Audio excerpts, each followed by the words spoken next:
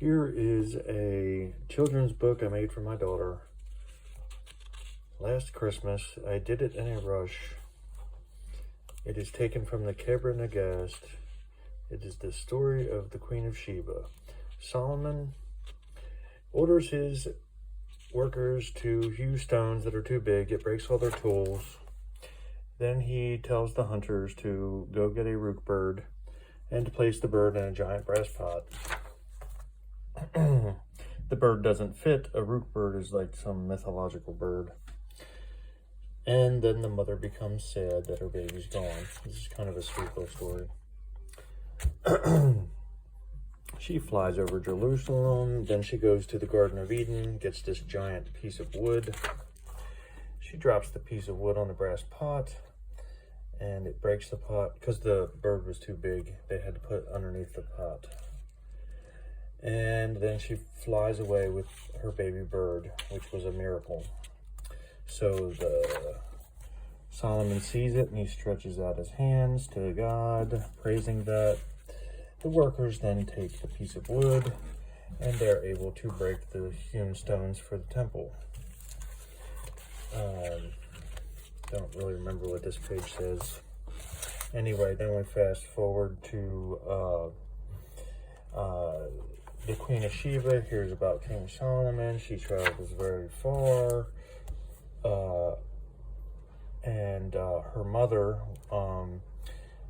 had an admiration for a goat. And seeing this goat, it made an impression. And the Queen of Sheba was born with a deformed foot.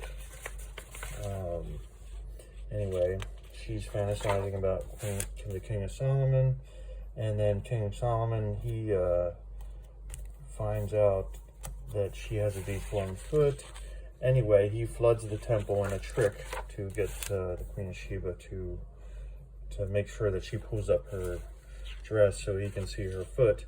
And she does, and he sees it, but she steps on that piece of wood that was then built into the temple, and there her foot, by a second miracle, becomes a human foot, not a goat's foot.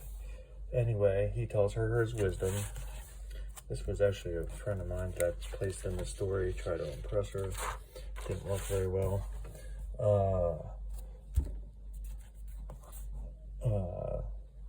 Anyway, the miracle was done. So each year, every king, which there was 30 or 31 or something like that, after King Solomon placed like a piece of gold onto this piece of wood, and they all prayed before the piece of wood. Anyway, fast forward to the time coming of Christ, and Judas betrays Christ, and they paid him with 30 pieces of silver taken from the piece of wood, and then they also took the piece of wood and cut it in two and made a cross out of it. And